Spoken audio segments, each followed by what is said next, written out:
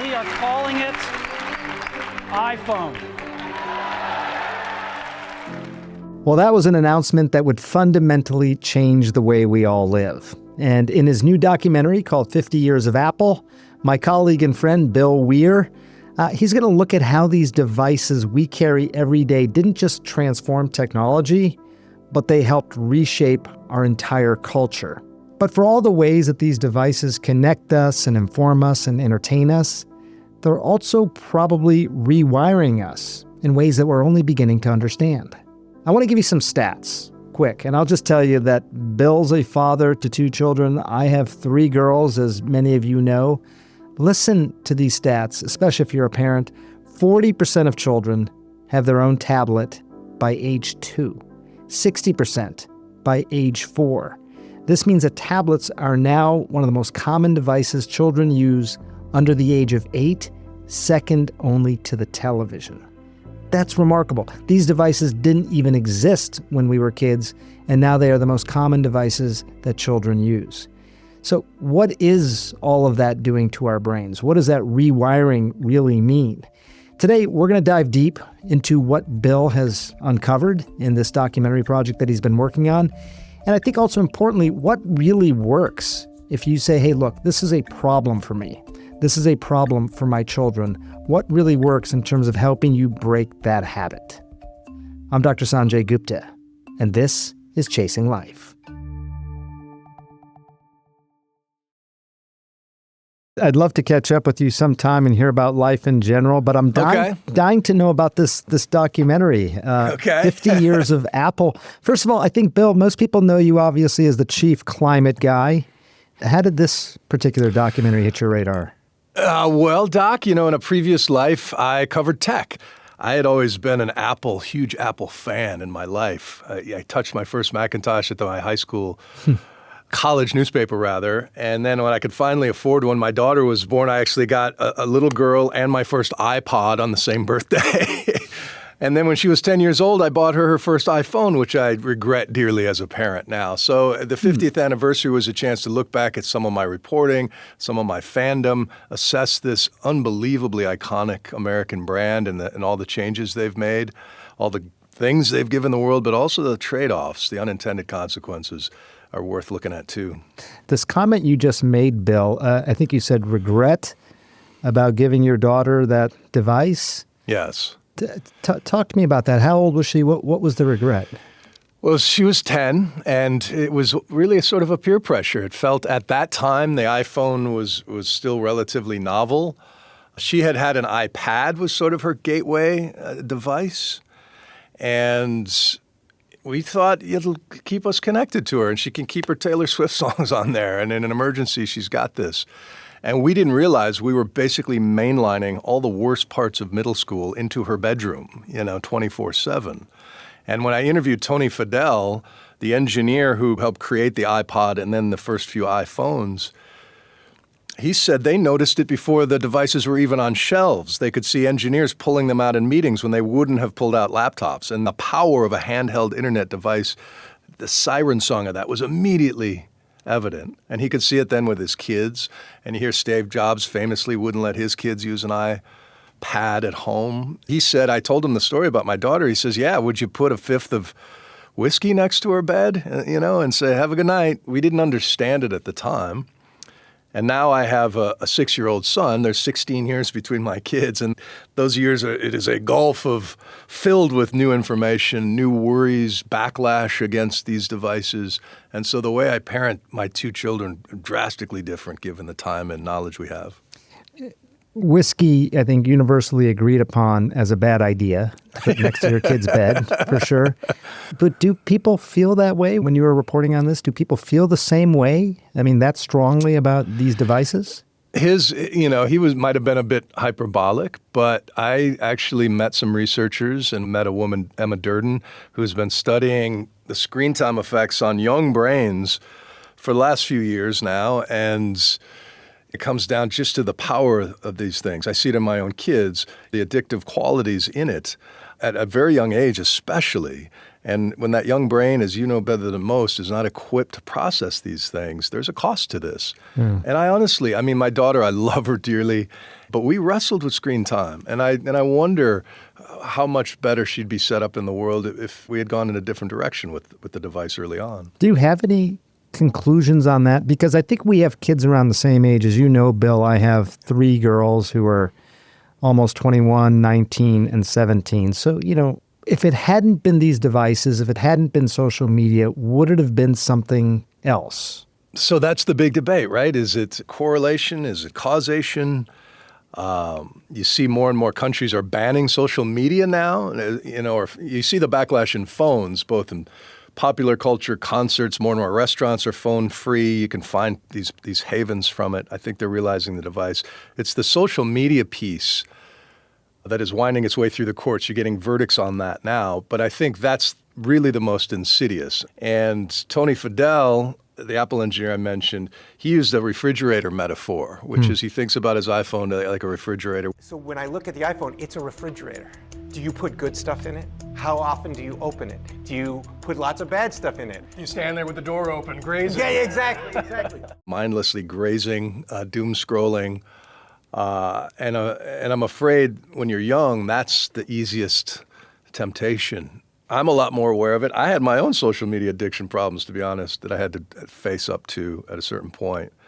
But I think we're going to be studying this period for a long time because we're all part of this. We're all guinea pigs in this digital revolution, I got to tell you, I had dinner at my house a few months ago, and my parents were there, as were my kids. And I remember looking around the table at one point, and everybody, my parents included, they're in their 80s, were on their devices. And it made me realize that it is that alluring to brains of any age. Are they designed, and I'm talking about the devices themselves, leaving aside social media for a second, are the devices designed to be that way? When you talk to these early engineers, they knew it. Did they plan it? I think the evolution was slow enough, like anything in life, that they didn't really recognize it. At a certain point, they'd wake up and go, oh my goodness, what have I created? But in the early days, there wasn't the internet that we have today. There wasn't the bandwidth, right? So it wasn't until the App Store really started, broadening its library, and the connectivity just got better and better and better.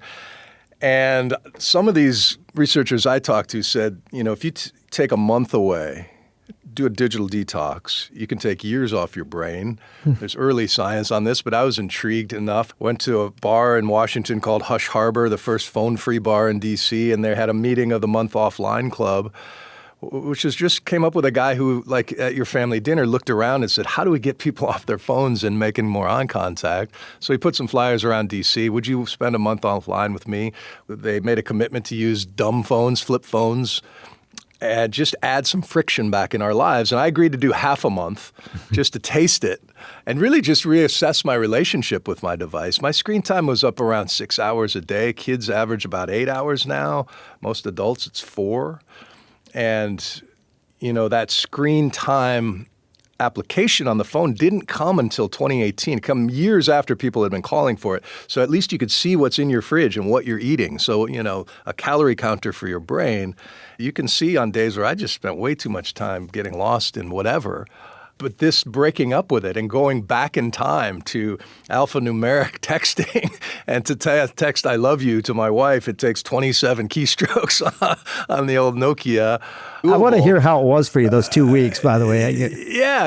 It was super annoying at the beginning. You get used to it like anything else, but then you realize that trickles down in other decisions I'd make through the day. It's harder to now order an Uber on this clunky phone than it is to ride a city bike or walk, or I can't hide from the world in my phone the way I would with a smartphone.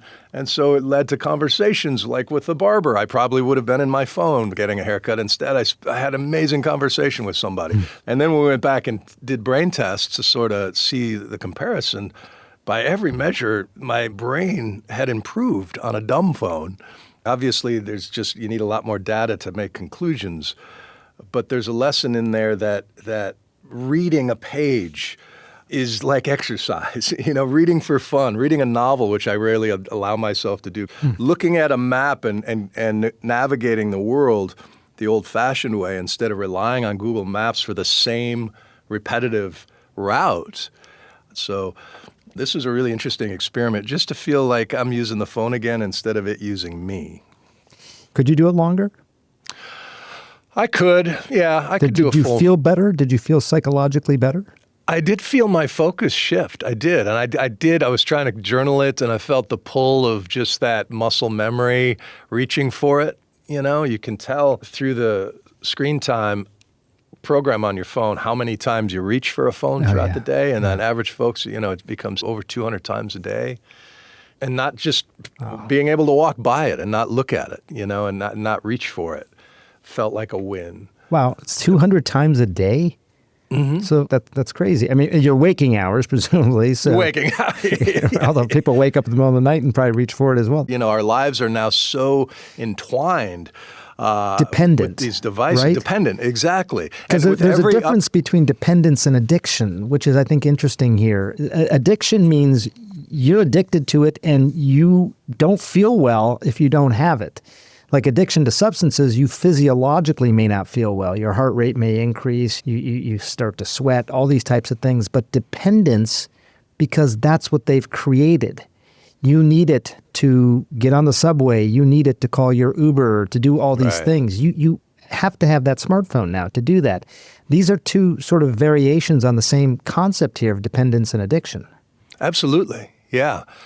And the dependence with every upgrade of software takes a little less friction out of your life that you're just loath to put back. Like, I suppose any inflection point with technology where the elites who are early adapters realize the cost, and now, like in the White Lotus episode, you pay extra to hand your phones over when you go to a retreat, or you pay extra to have your kids tutored in a screen-free environment. What was aspirational 20 years ago is now so commonplace that everybody's, dealing with this. But yeah. But I do think the whole ecosystem around Apple has made us dependent on it. I'm on a Macintosh computer. I'm using an iPhone. I use all the apps to conduct my life now. I need that phone. I just think that's interesting. And that was an ecosystem that I can't imagine that they fully imagined at the time that they created this device. But here we are. This is how societies evolve. And a lot of people have said these newfangled books are going to make it hard for kids to memorize, back in the days before the printing press, or, when any new technology, the internet, comic books, pinball machines are going to rot the children's brains. We've been afraid of things along the way. I think we're at an interesting point now with AI, because that is unlike any other machine we've ever made. But what was also interesting is to look sort of into the future of Apple. What's in the pipeline, and what are people thinking about? And if they pivot to more of the glasses, what Meta has with a little pop-up display when you need it, or you're going to a screen with much more deliberation as opposed to scrolling through one in your hand, that could be the future in some ways, which would get rid of the screen addiction. But then that opens up a whole nother Pandora's box of having an AI assistant that you wear in your ear. Johnny Ive, who was Apple's legendary designer who came up with the iPhone and a lot of their devices, the watch was the last device he designed. He now works at OpenAI trying to come up with what they call, I think the working title is called the Sweet Pea, and it looks like this little silver earring that you just clip in your ear. And then if I'm having a conversation with you, I'm about to go sit down with Dr. Sanjay Gupta. I want you to feed me interesting facts about him throughout our meeting. And the device could then listen to your conversation and help you interject or remind you of something. And who knows what kind of world that'll be, and who knows what that'll do to our brains if that becomes the new iPhone, I think you and I are around the same age. So what you just described, does that excite you or scare you? I'm scared by what's happening now, not to mention that. I don't know. I'm trying to catch up with the AI wave as much as anybody else and realize it's here, and we have to figure out how to use it as a tool productively and not be scared of it. So, I try to ground myself. Maybe it's just a symptom of getting old, but try to ground myself in the real stuff. But also not lose my capacity for the wonder of these tools, too, and how incredible they can be in terms of accessing knowledge, in terms of doing our work. I think it was a French philosopher said, he who invents the ship also invents the shipwreck. And, you know, I think we're all loving where these ships have taken us and just coming to grips with those who are hurt by them, you know? Coming up, Bill's going to share more on how these devices affect our brain and what can actually help us break that addiction. Stay with us.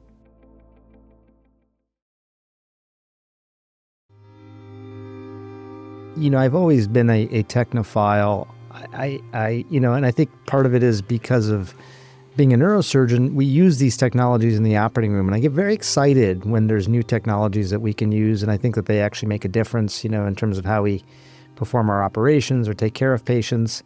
I'll tell you what surprises me a little bit, Bill. So you mentioned the Meta glasses, and I got a pair of those Meta glasses, and I like them. I wear them. I think they look pretty cool. They're the sort of Ray-Ban Wayfarer looking, and I got the transitional lenses. They turn into sunglasses outside. My music is in there. My phone is in there. My wife says that the audio quality when I talk to her on that versus my AirPods is even better than the AirPods. And I'll do calls. I'll interact with my AI platform. I'll do all that. You know who doesn't like it? Are my kids. This is what's interesting to me, because if I had to imagine the future, I would imagine a future like you were describing, where people are not staring at one of these devices all the time. It feels more frictionless. You know, it's in my ear, but you're not. My attention is seemingly not diverted away from what's in front of me. All of that sort of stuff, and yet my kids don't like it.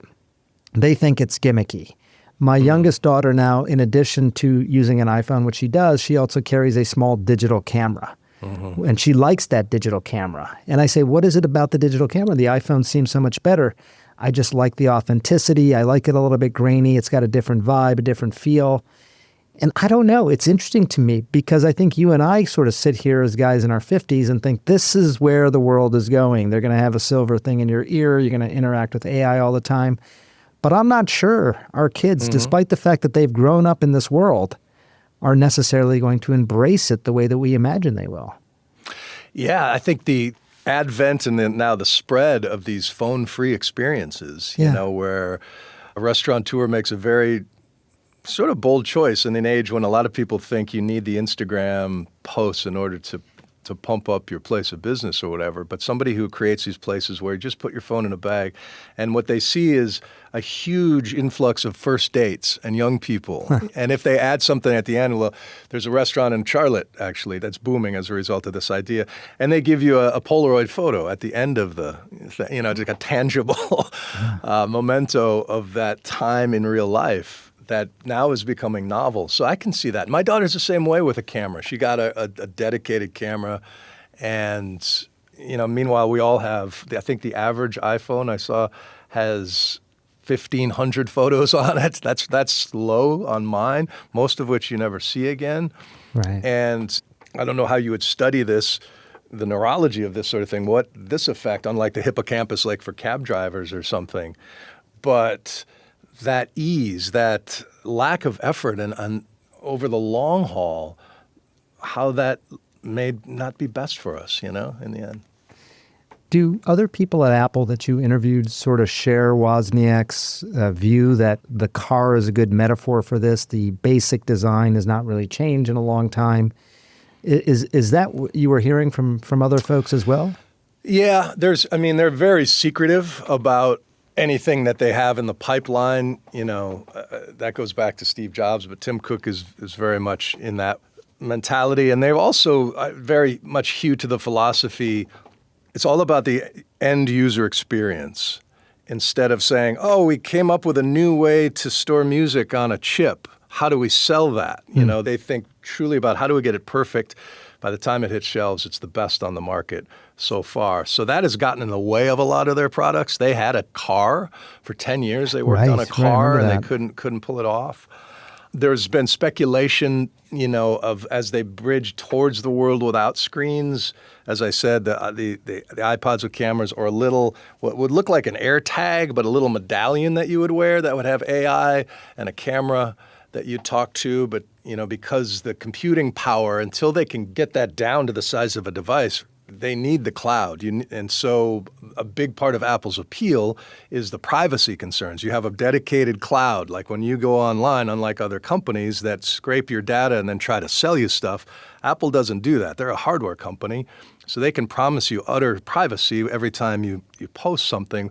But in the age of AI, when you're asking Siri to do all this other stuff, they don't have the bandwidth for that. So there's speculation they may partner with Google and Alphabet and use some of their AI infrastructure to back up Siri, and that brings all kinds of questions about privacy and those sorts of things. But it could be that these are just prototypes that they're working on, that things have leaked out that they will never see the light of day. And in the end, this iPhone is the moneymaker. There's 2.5 billion Apple users, thanks in large part to the iPhone, and I can't imagine them cannibalizing it anytime soon. You talked about Olivia and River, and River's 6 years old now. Yes. Olivia's 22. I think you said Yes. 16. Yep. So if you had to do it all over again, you just made this documentary, everything you've learned, what would you have done differently with them? Well, the great thing is I get a do-over with my young son. Does he have a device of any sort? No. River? A No, tablet he or doesn't. anything? We have an iPad that he thinks only works on airplanes, and we don't give him the passcode. And though he recently figured out how to turn on the television at home, and now we have to start hiding the remote.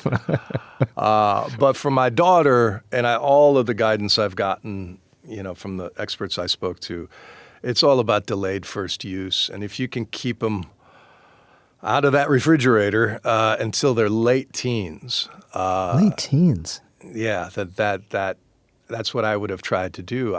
There's a place out in Scottsdale, Arizona called Not My Kid. It was set up as a center to help teenagers with substance abuse. But as they saw rates of alcohol and drug abuse go down, for them, their client base became screen addiction. And so they counseled teenagers who spend every waking hour in front of video games or just can't do the phone thing. The woman who runs the place, she had her son on a dumb phone until 16. He didn't get an iPhone until 17, and it still drove him into a pit of depression, suicidal ideation. They needed professional help to deal with that, and he waited until 17. So again, it comes down to the personality of the child, what's their predisposition for these sorts of things. But what I see from just having a do-over with River and just seeing how insidious it is and how quickly his personality changes if he doesn't get that dopamine hit, and realizing not all screen time is created equal, sitting around watching a 90-minute film with your family and discussing the lessons learned, hugely valuable. Way better than 90 minutes of mindless scrolling and just sort of erasing your mind's whiteboard and rewriting something every 15 seconds. That is what I'm trying to avoid for him. And as a result of that, set up his choices, set up his world in a way that makes it easy to avoid that stuff. It's challenging. Look, and I think for anybody who's listening, I think you and I probably would both agree we're not trying to be dogmatic or certainly not preachy here. The data is kind of remarkable. 40%, I'm reading this, 40% of children have their own tablet by age 2. 60% have their own tablet by age 4. You see it in schools more, parents making contracts of trying to keep their kids in some sort of a digital sanity as long as they can, but it's so hard, and I'm sure there's kids out there with burners that their parents don't know about. But you're still an Apple guy after you made this documentary. I mean, with everything that you learned, both in terms of the last 50 years, but also the future, you're sticking with these devices. Yeah, I mean, I have a much more complicated attitude toward the company than I did in my youth. So right after Steve Jobs died, this is an interesting story that I was such a fan back then. When I was at ABC, I was sort of in the JV chart of anchors when it came to big bookings. And I knew Barbara Walters and Diane Sawyer were trying to get Steve Jobs. So I said, you know what, I'm going to think different. I'm going to do an end around. This is even the days before phones had selfie cameras. So I used to walk around with a sort of Panasonic camera on a tripod and make selfie videos. And I filmed a pitch to Steve Jobs. I just directly appealed to him. I'm like, listen, I know it's probably everybody tells you how much they love your stuff and all this, but I have an idea. I want to talk to you about ideas. I want to talk to you about tools, about the intersection between liberal arts and design. I want to meet you at this place in Nebraska where they have all of the tools of human progress in barns, and we can look at designs. And I just kind of swung for the fences, put some Bob Dylan music on it, sent it to Apple. 30 minutes later, the head of PR called me and said, we love this. This is amazing. We're showing this to Steve. Wow. And it opened up a relationship with Apple where I was covering them, but he was too sick at that point to do any interviews. I wouldn't get that interview, sadly. But I did cover the early iPhone launches, the iPad launch. Is there a thesis at the end of the documentary? Is there a big takeaway that you want people to have when they watch this documentary? It's mostly my own takeaway, which is one day I woke up and realized I'm living in an ecosystem created by one company. Right. And so what I want people is just sort of reevaluate their relationships, both with their devices and the people in their lives, and exploit them to bring us closer. But if they're getting in the way, take that for what it is. And take a look at the people who built this stuff and how wary they were of the perils that they can deliver. Steve Wozniak doesn't use social media.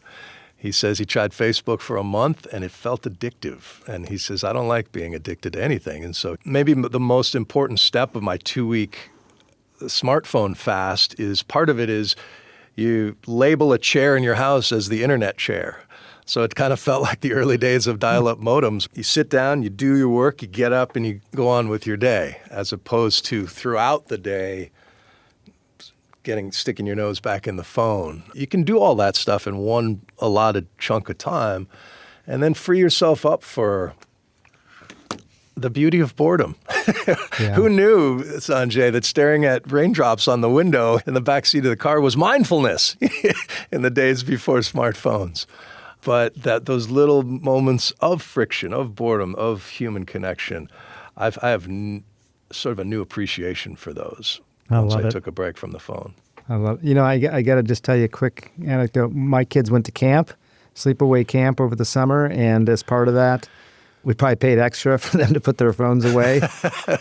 And tell you what, Bill, they never came back happier. Yeah. I mean, this is why I have some optimism about this next generation dealing with the shipwreck part of the ship that you were describing from that philosopher earlier. This is their lives, and I think that they recognize the perils of it, much like some of those early founders did. I asked my daughter, I said, doesn't that mean something to you that you're so happy when you weren't on your phone for 2 or 3 weeks? And she did say something profound to me, which was, look, Dad, the reason I go on my phone is because of the social part of social media. Mm-hmm. When I was at this camp, I was just surrounded by a dozen other kids just like me. We were social all the time. I didn't need the social media part of it. Yes. So I think there's a lesson in there, which you're alluding to over and over again. We can get what we're attracted to through these devices and social media in other ways if we try and actually spend time with other people. Yeah. And it turns out you don't need a middleman or an app. You don't need to hit like or subscribe when you make a friend in real life, Totally.